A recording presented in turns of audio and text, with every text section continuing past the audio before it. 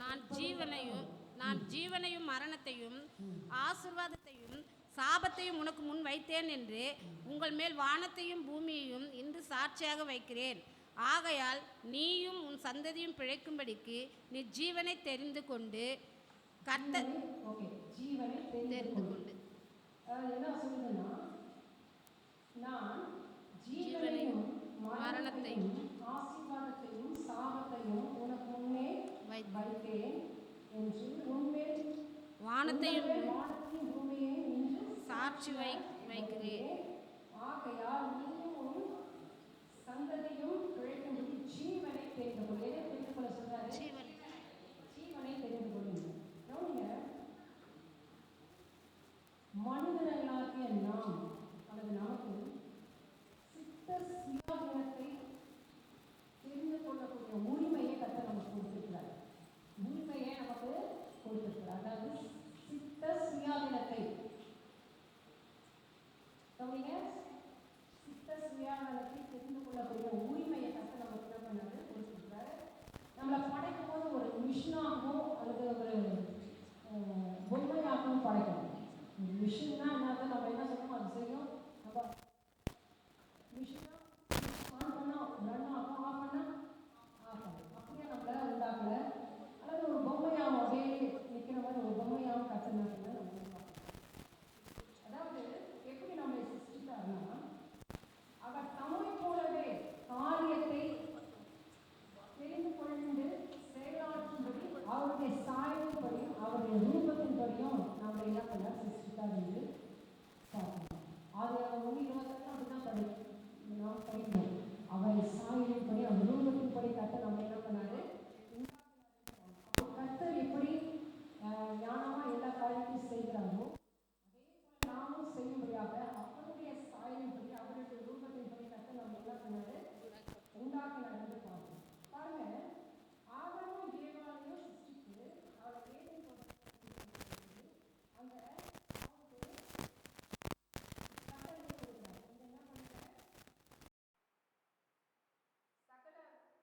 கனிகளாக இருக்குது. அதெல்லாம் நீங்கள் என்ன பண்ணலாம்? ருசிக்கலாம். ஆனால் அந்த தோட்டத்தின் நடுவில் இருக்கிற என்ன கனி?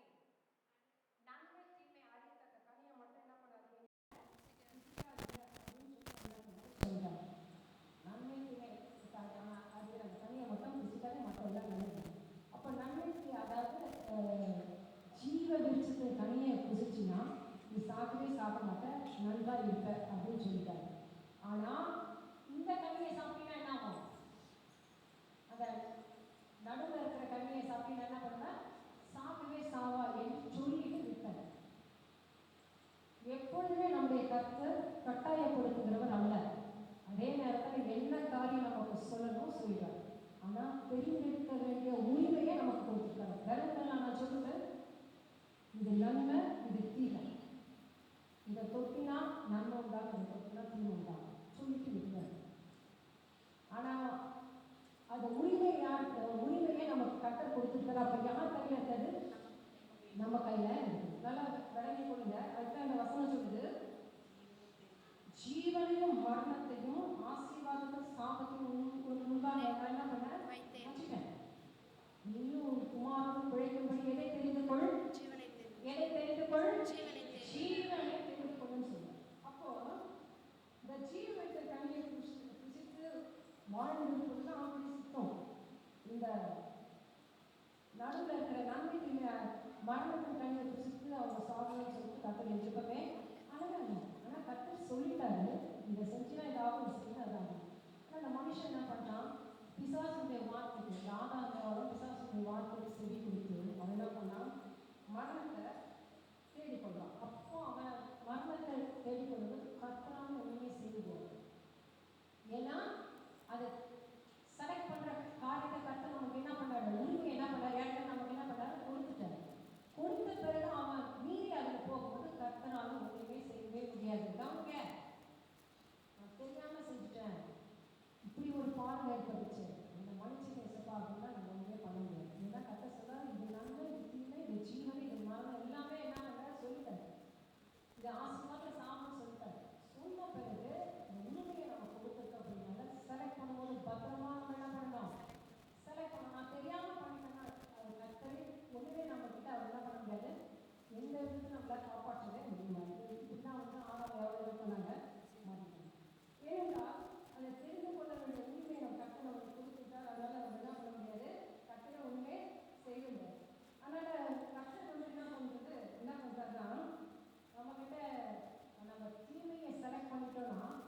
கர்த்தர் நம்மளோட போராட மாட்டாங்க.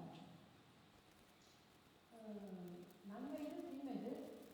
தீமையை செலக்ட் பண்ணாலும் இருந்தாலும் இருக்காது. இது எத்தனை கர்த்தர் நம்ம கிட்ட என்ன பண்ண மாட்டாரு, போராட முடியும். அதனால தான் ஆதியாகமம் 6:3 எப்படியாவது வாசிக்கணும். என்ன சொல்லுது அப்படின்னா, என் நாவை என்றென்றைக்கும் மனுஷனோட போராடுவது இல்லை. நன்மை தீமை எது நான் உங்களுக்கு சொல்லிட்டேன். அதுக்கு பிறகு என்ன பண்ண மாட்டேன், நான் போராடவே மாட்டேன். பிசாசு அவனுடைய விருப்பத்தையும் அவன் ஆசையும் அதை செய்யும்படி மனிதர்களை என்ன பண்ணுவான், கட்டாயப்படுத்துவான். பிசாசு கட்டாயப்படுத்துவான். என்னது, அவனுடைய ஆசையும் அவன் விருப்பத்தையும் செய்யும்படி என்ன பண்ணுவான், கட்டாயப்படுத்துவான். ஆனால் கர்த்தர் என்ன பண்ண மாட்டாரு, இதை நன்மை இதை ஆசீர்வாதம் சொல்லி என்ன பண்ண மாட்டாரு, கர்த்தரே கட்டாயப்படுத்துவாங்க. ஆனால் உரிமையை நமக்கு என்ன பண்ணாரு, கொடுத்துருக்கிறபடினால செலக்ட் பண்ணும்போது பத்திரமாக செலக்ட் பண்ண வேண்டும். கவனமாக. அப்போ பிசாசு என்ன பண்றான், அவனை கட்டாயப்படுத்தும். அப்போ மக்களும் இந்த பிசாசோட அடிமைத்தனத்தில் இருக்கிறபடினால மாம்ச இச்சைகள், அந்த பிசாசுடைய மாம்ச இச்சைகள் எல்லாம் செய்ய என்ன பண்றாங்க, அவங்க முன்னுக்கு வராங்க. முன்னுக்கு வரப்படினா அவங்க என்ன பண்றாங்க, தவறான வாழ்க்கை வாழும்படி அவங்க என்ன பண்றான், இவன் இந்த பிசாசாக என்ன பண்றான், கட்டாயப்படுத்தும். அதனால தேவன் யாரும் என்ன பண்றாரு, கட்டாயப்படுத்து அல்ல. பிசாசு என்ன பண்றான், அவங்களுடைய ஆசையும் விருப்பத்தையும் அந்த தீமையும் மாம்ச செய்யும்படி அவங்க என்ன பண்றான், உந்துதல் என்ன பண்றான், உண்டாகும். இதுல இருந்து நீங்க என்ன பண்ணணும், கவனமா இருக்கணும். அப்போ இந்த உலகத்துல பெரும்பான்மையான மக்கள் எல்லாருமே என்ன பண்றாங்க, இந்த உலகத்துல தங்களுக்கு கொடுக்கப்பட்ட அந்த உரிமையை தவறான விதத்துல பயன்படுத்தி எனக்கு பவர் கொடுத்துருக்காரு கடவுள், ஆகவே நான் என்ன பண்ணுவேன், அதை தவறாக பயன்படுத்தி என்ன பண்ணுறாங்க, மரணத்துக்கு எதுவாக என்ன பண்ணுறாங்க போகிறாங்க. ஒரு காலம் நம்ம என்ன பண்ண இருக்கவே கூடாது. அது என்ன பண்ணுறாங்க, எனக்கு உரிமை இருக்குதுன்னு சொல்லிட்டு தவறான மிஸ்யூஸ் பண்ணிட்டோம்னா நம்ம என்ன பண்ணிடுவோம், பிசாசுடைய வார்த்தைக்கு பிசாசுடைய வேலை என்னது, திருடுவான், கொள்ளுவான், அழிப்பான். அவ்வளோதான். இந்த மக்கள் பிசாசுடைய வார்த்தைக்கு கீழ்படுகிறபடினால அவங்களால என்ன பண்ணுறது, குடிப்பதையும் வெடிப்பதையும் அநேகமான காரியங்களை என்ன பண்ணுறாங்க, செய்து கொண்டு இருக்கிறாங்க. ஏன்னா தேவனுடைய வார்த்தை அவங்க என்ன பண்ணுறதுல முக்கியத்துவம் கொடுக்கறதுல, முதலிடம் கொடுக்கறதுல கொடுக்காத அப்படின்னா இப்படியா அவங்க என்ன பண்ணுறாங்க, ஒரு மனுஷன் குடிப்பான்னு சொன்னா அந்த குடும்பத்தில் என்ன கேட்குவான், அவன் அடிப்பான், அவன் கொடுப்பான், அவன் செய்கிற பிஸ்னஸ், அவன் செய்கிற வேலை எல்லாமே என்ன பண்ணுவாங்க. இதனால எந்த வித பிரயோஜனம் கிடையவே கிடையாது. ஆகவே பிரியமானவர்கள், கர்த்தர் நமக்கு உரிமையை கொடுத்திருக்கிறார்.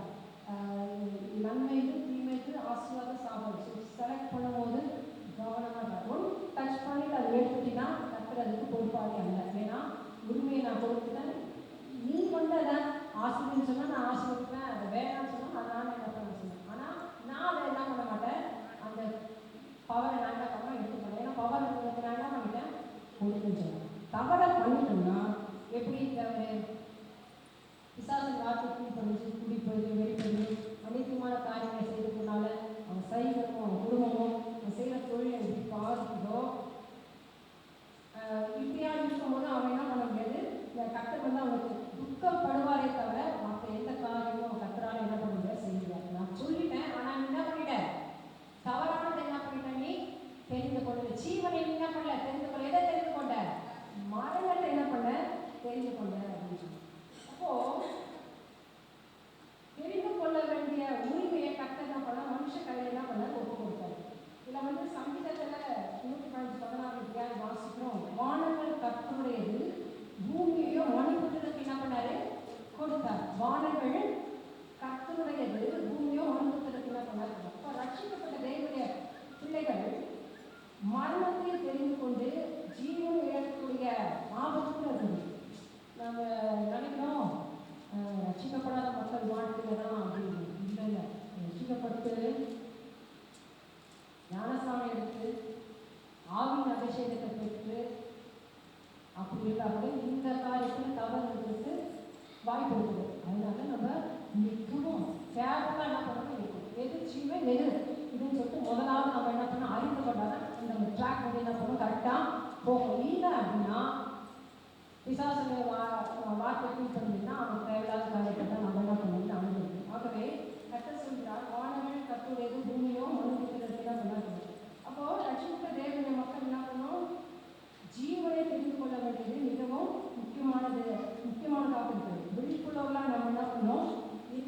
வேண்டும். ஹalleluya, ஹalleluya.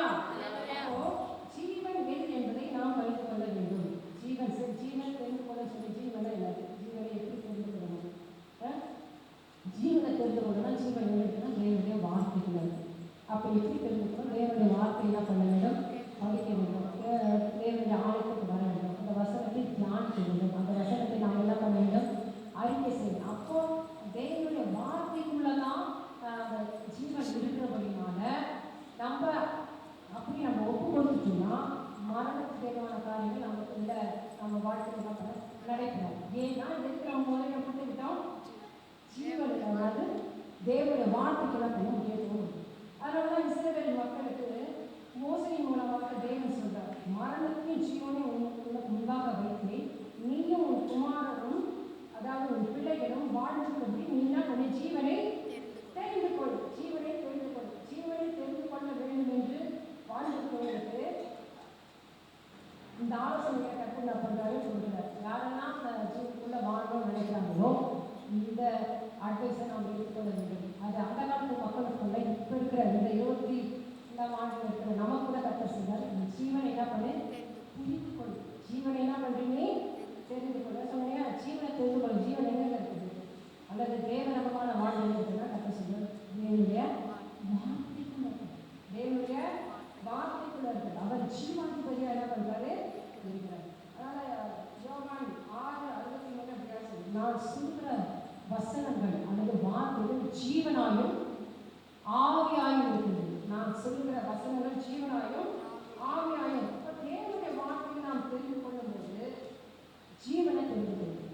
தேவனுடைய வார்த்தையை தெரிந்து கொண்டா என்ன பண்ணலாம்? ஆட்டோமேட்டிக்காக நமக்கு என்ன வந்தது? ஜீவன் என்ன பண்ணுது? அப்போ இயேசுவை ஏற்றுக்கொண்ட மக்கள் கூட வார்த்தையை புறக்கணிக்கிறாங்க. சில பேர் இயேசுவை ஏற்றுக்கொண்ட மக்கள் கூட வார்த்தையை வேண்டாம்ப்பா. சில காரியத்தை முக்கியத்துவம் எதுக்கு? தரிசனத்துக்கு தரிசனத்துக்கு முக்கியத்துவம் கொடுப்பாங்க. அடுத்தது சொப்பனத்துக்கு முக்கியத்துவம் கொடுப்பாங்க.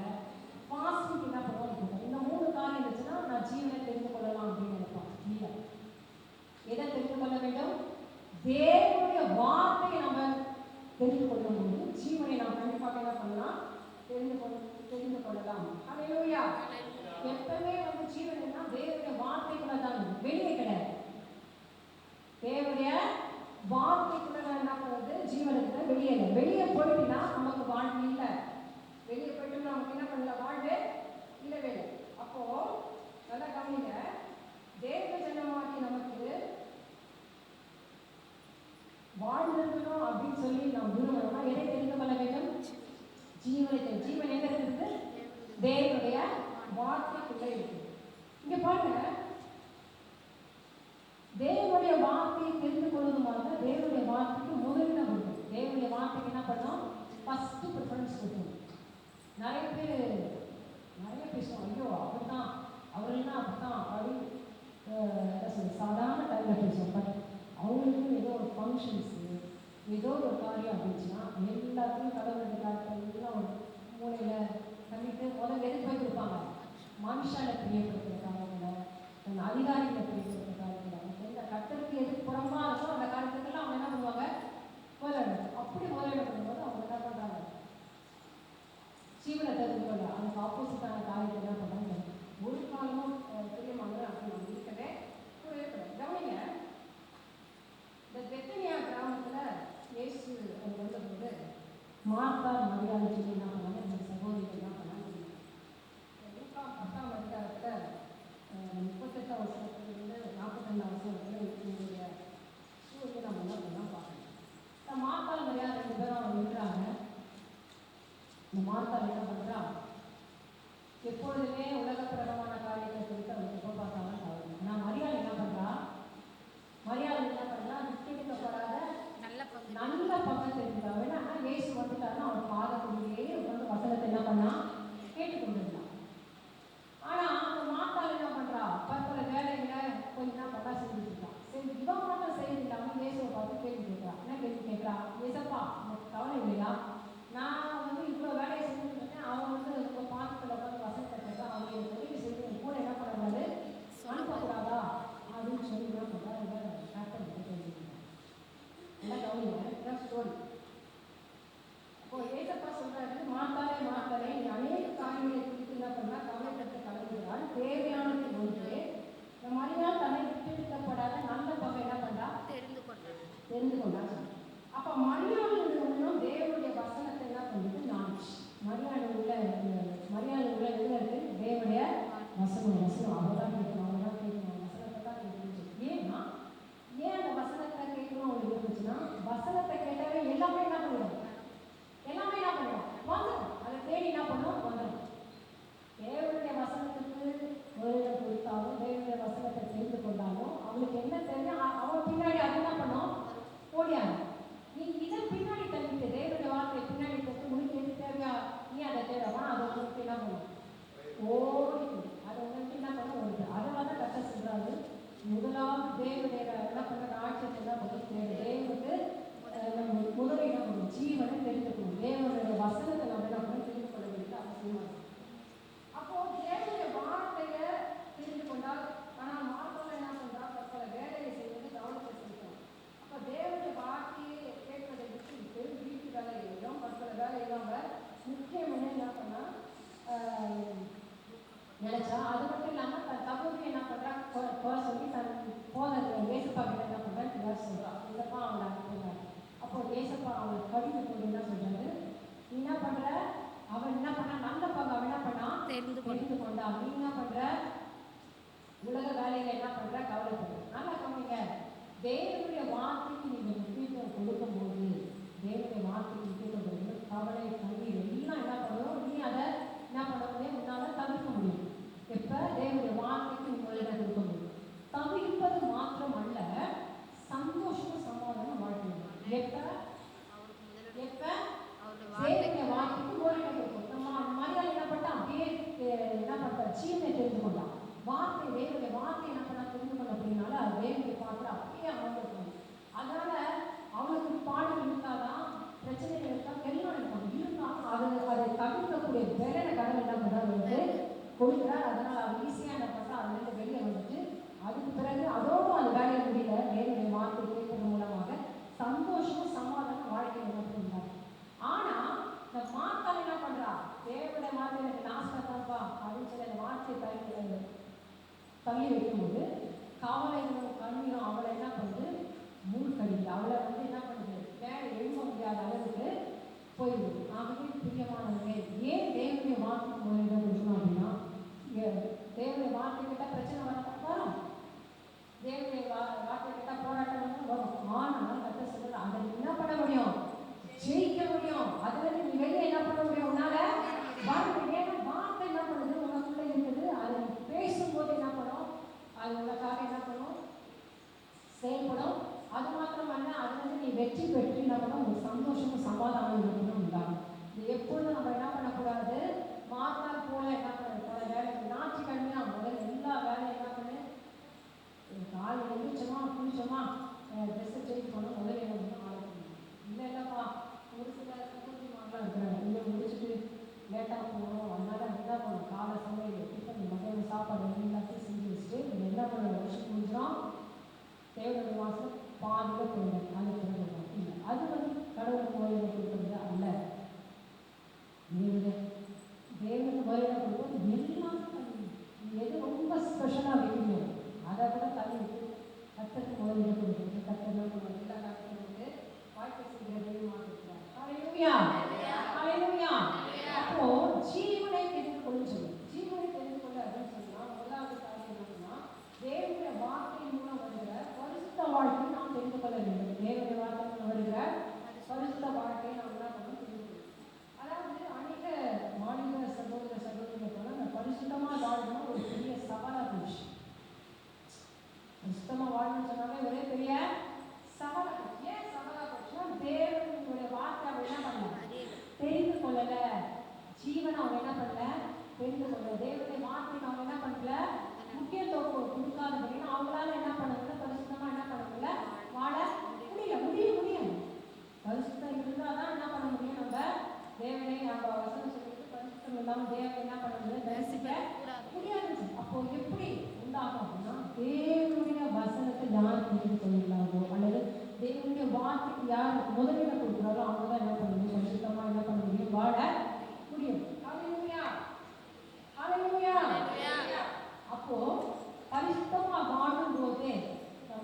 பிரகாரமான நன்மைகள் ஆட்டோமேட்டிக்காக நமக்கு என்ன பண்ணோம்? தேவனுக்கும் தேவனுடைய வார்த்தைக்கும் முறையில கொடுக்கும்போது நமக்கு என்ன தேவையோ நம்ம பரிசுத்தமாக வாழணும். இது பரிசுத்தமாக வாழும்போது கிறிஸ்துவ வாழ்க்கை நமக்கு அர்த்தமுள்ள வாழ்க்கையாக இருக்கும். ஏதோ நாம் கிறிஸ்துவை ஏற்றுக்கொண்டோம், ரட்சிக்கப்பட்டோம், ஞானசானம் பெற்றோம், வர்ஷாவை பெற்றோம், எப்படி வேணும் அசுத்தமாக வாழ்ந்துட்டு போகிறோம்னா அது அர்த்தமுள்ள வாழ்க்கையாக இருக்கும். பரிசுத்தமாக வாழும்போது அந்த அர்த்தமுள்ளதான் கர்த்தரை நாம் மகிழ்ந்துட்டோம். அவங்க சொல்லுவாங்க, அப்பா இப்படி இருக்க பிள்ளைலாம் வச்சுக்கிட்டியா, அது அப்போ கர்த்தரை நாம் என்ன பண்ணுது அங்கே மகிமை பெறுகிறதாக இருக்குது. அப்போது தாவீது என்ன பண்ணுறதுயா சொல்கிறான், சங்கீதத்தில் 119 தியாகி நம்ம என்ன பண்ணுறோம் வாசிக்கிறோம். வாலிபன் தன் வழியை எதினால் சுத்தம் பண்ணுவான், தன் வசனத்தின் படி தன்னை உடைய வசனத்தின் தன்னை காத்துக் கொள்கிறதுனால தானே. அப்போது வாழ்க்கையை தெரிந்து கொள்கிற வாலிபர்களுக்கு பரிசுத்தமாக வாழ்வது ரொம்ப ஈஸி. தேவனுடைய வார்த்தை அவங்க முடிச்சிட்டாங்கன்னா அவங்க என்ன பண்ணலாம், பரிசுத்தமாக வாழ்றது ரொம்ப ஈஸியாக என்ன பண்ணலாம். சில இடங்கள்ல இப்படியா போதிப்பாங்க. என்ன அப்படின்னா, மாம்ச பலவீனங்களை மேற்கொள்ளனா அவங்க சரீரத்தை என்ன பண்ண பட்டி போடுவாங்க. மாம்ச பலவீனங்களை மேற்கொள்ள வேண்டும்னா சரீரத்தை என்ன பண்ண பட்டி போடு, அதை ஒடுக்கு அப்படின்னு சொல்லி இது கர்த்தருடைய வார்த்தைக்குள்ள ஒத்து வரவே வராது. இப்போ சொல்றாரு, தேவனுடைய வார்த்தையை விசுவாசமாக உபவாசம் இருக்கிறது தப்பு. ஏதோ நான் உபவாசம் இருக்கிறேன் அப்படின்னு முதலாவது என்ன பண்ணுவாங்க, தேவனுடைய வார்த்தை என்ன பண்ணுவாங்க விசுவாசித்து அதுக்கு தான் என்ன பண்ணுவோம் உபவாசிக்கும். அப்படி உபவாசிக்கும் போது தான் அது வீண் போகாது, அதுக்கு பலன் உள்ளதாக இருக்கும். பலன் அவங்க என்ன பண்ணுவோம் தேடிடும். அப்போது தன் சரீரத்தை ஒடுக்குனா கடவுள் செஞ்சுருவாரு. நான் ரொம்ப பாசிட்டிவ் இருந்தால் கடவுள் செஞ்சுருவாங்க. அவங்க என்ன பண்ணணும், தேவனுடைய வார்த்தையை அவன் என்ன பண்ண வேண்டும், விசுவாசிக்க வேண்டும். ஜீவனை அவன் என்ன பண்ண வேண்டும், தெரிந்து கொள்ள. அப்படி தெரிந்து கொள்ளும் போது தான் கர்த்தர் என்ன பண்ணுவார், அவன் வாழ்க்கையில் பெரிய காரியங்களை என்ன பண்ணுவார் செய்கிறார். ஹல்லேலூயா ஹல்லேலூயா. விசுவாசத்தினால சரீரத்தை ஒடுக்கி கீழ்ப்படுத்தும்படியா வேத வசனம் என்ன பண்ணல போதிக்கிறார். தேவனுடைய வார்த்தையினால மனதை என்ன பண்ணணும், மறுரூபமாக்கணும். அப்போ தான் அந்த சரீரமும் அதுக்கு கீழ்ப்படும். தேவனுடைய வார்த்தைகளை ஒப்பு கொடுக்கும் போது மனதை ஒழுங்கப்படும். மனதுக்கு படிச்சு ஆட்டோமேட்டிக்காக என்ன ஆகிடும், சரீரம் என்ன பண்ணும். இதில் நம்ம ரோமர் 12:1 எப்படியா நம்ம என்ன பண்ணுறோம் வாசிக்கும். அதாவது நீங்கள் உங்கள் சரீரங்களை பரிசுத்தமும் தேவனுக்கு பிரியமான ஜீவ பலியாக கொடுக்க வேண்டும். தேவனுடைய இரக்கங்களை முன்னிட்டு உங்களை வேண்டிக் கொள்கிறேன், இதுவே நீங்கள் செய்யத்தக்க புத்தியுள்ள ஆராதனை. நீங்கள் இந்த பிரபஞ்சத்திற்கு ஒத்த வேஷம் தெரியாமல் தேவனுடைய நன்மையும் பிரியமும் பரிபூர்ணமான சித்தம் என்னதென்று பகுதறித்தக்கதாக உங்கள் மனம் புதிதாகிறதுனாலே மறுரூபமாகுங்கள். உங்கள் மனம் புதிதாகிறதுனாலே மறுரூபமாகும். மனம் புதிதாகும். மனம் புதிதாகனாக்கா சரீரத்தை ஜீவ பலியாக ஒப்பு கொடுக்க முடியும். மனதை வசனத்தின்படி கட்டுப்பாட்டுக்குள்ள வரும்போது சரீரம் ஆட்டத்துக்கு என்ன பண்ணணும், கட்டுப்பாட்டுக்குள்ள என்ன பண்ணுவாங்க. ஆனால் சில என்ன பண்ணலாம், அந்த மாம்ச காரியங்களை ஒடுக்கணும்னு என்ன பண்ணணும், அதை மேற்கொள்ள என்ன பண்ணணும், என்ன பண்ணணும், சரீரத்தை பட்டி போட்டு என்ன பண்ணணும், ஒடுக்கணும். அப்படின்னா ஒடுக்கணும் ஒரு காலம் என்ன பண்ணவே செய்ய முடியாது. ஆனால் தேவனுடைய வார்த்தைக்கு இப்போ கொடுக்கணும், மனம் மறுரூபமாகும். மனம் என்ன பண்ணணும், புதிதாகும். மனம் புதிதாகிறதுனால நீங்கள் வசனத்துக்குள்ள வந்தபடினால மனம் என்ன பண்ணணும், வசனத்தின் கட்டுப்பாட்டுக்குள்ள வருவது சரீரமும் என்ன பண்ணுறது கட்டுப்பாட்டுக்குள்ள வருகிறதாக இருக்கிறது. அப்போ வசனம் தான் எல்லாத்துக்குமே அது வசனம் தான். ஆகவே பரிசுத்த வாக்குத்தத்தத்தை பண்ணியிருக்கிற இயேசு மீது நாம் அந்த வசனங்களை என்ன பண்ணோம், பரிசுத்தமாக இருக்கிற வசனத்தெல்லாம் எடுத்து படித்து தியானித்து சத்தமாக அறிக்கை செய்யும்போது பரிசுத்தமாக எனக்கு நான் கூட அறிக்கை செய்வேன். உள்ளுக்குள்ளேயே பண்ணுவேன். பாஸ்போர்ட் கற்று சத்தமாக அறிக்கை செய்வேன். சத்தமாக என்ன பண்ணு அறிக்கை செய்வேன். பாஸ்போர்ட் நடந்துக்கொண்டே நான் சத்தமாக அறிக்கை செய்வேன். நானும் பின்னாடியே நடப்பேன். உள்ளுக்குள்ளேயே செய்வேன். நான் கற்றுவேன் இல்லை சத்தமாக என்ன பண்ணி அப்போ பரிசுத்தமாக்குவதற்கான வசனத்தை எடுத்துக்கொண்டு அதை படித்து தியானித்து அதை என்ன பண்ண வேண்டும், சத்தமாக அறிக்கை செய்வது. பரிசுத்தம் நமக்குள்ள கடந்து வருகிறதா இருக்குது, அதை நாம் அனுபவிக்கிறவர்களாக இருக்கிறோம். அதனால் இந்த வசனம் சொல்லுது, நீங்கள் நியாய பிரமாணத்துக்கு கீழ்ப்பட்டிராமல் கிருபைக்கு கீழ்ப்பட்டிருக்கிறபடினால் பாவம் உங்களை என்ன பண்ணாது, மேற்கொள்ளப்பட மாட்டாது.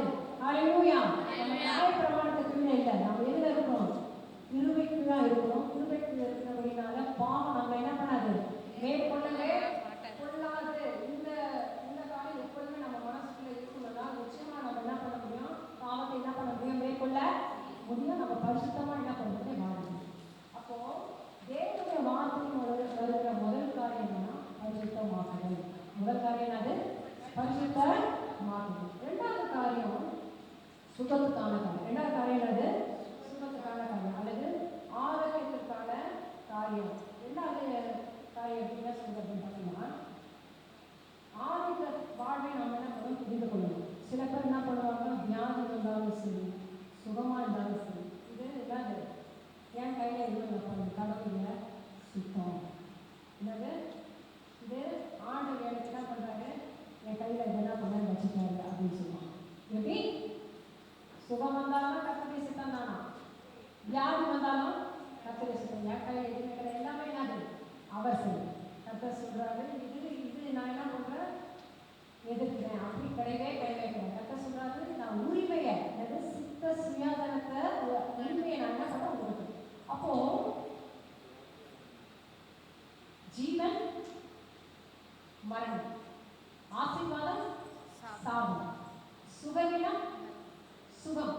அப்போ உங்களுக்கு சுகம் ஆரோக்கியம் வேணா எதை தெரிந்து கொள்ளணும்? ஆரோக்கியத்தை என்ன பண்ணணும்? தெரிந்து கொள்ளணும். ஆரோக்கியத்தை தெரிந்து கொள்ள இப்படி பேசுவியானே, சுகம் வந்தாலும் கர்த்தருடைய சித்தம் தான், சுகவீனம் வந்தாலும் என்னது, வியாதி வந்தாலும் கர்த்தருடைய சித்தம் தான். என்ன பண்ணணும்? அது வந்து என்ன சொல்லுது, விதமான புத்தாகும். அது வந்து என்ன பண்ணுறது, கர்த்தருடைய வார்த்தை அவங்க சரியா என்ன பண்ண புரிந்து கொள்ளணுன்றது தான் அர்த்தம். அப்போ ஜீவன் தெரிந்து கொள்ளுன்னு சொல்லணும். முதலாவது ஒரு பரிசுத்தம், ரெண்டாவது ஆரோக்கியம். கர்த்தர் சொல்றாரு, நீ நல்லதை என்ன பண்ண தெரிந்து கொள்ளுன்னு சொல்றாரு. அப்போ நல்லதை நம்ம தெரிந்து கொள்ளணும். அதுக்கு நம்ம கர்த்தர் என்ன பண்றாரு, அதுக்கு நமக்கு உதவி செய்கிறவராக இருக்கிறார். ஸோ தேவையில்லாத காரியங்களும் இதுவும் கடவுளுடைய சித்தம் அப்படின்னு சொன்னா கர்த்தர் அதுக்கு பொறுப்பாளி அல்ல, பொறுப்பாளி அல்லவே அல்ல. இரண்டாவது காரியம் மத்திய 18:19 வியாசனது, பரலோக ராஜ்யத்தின் திறவுகோலை நான் உங்களுக்கு முன்பே வைத்தேன். படிங்க.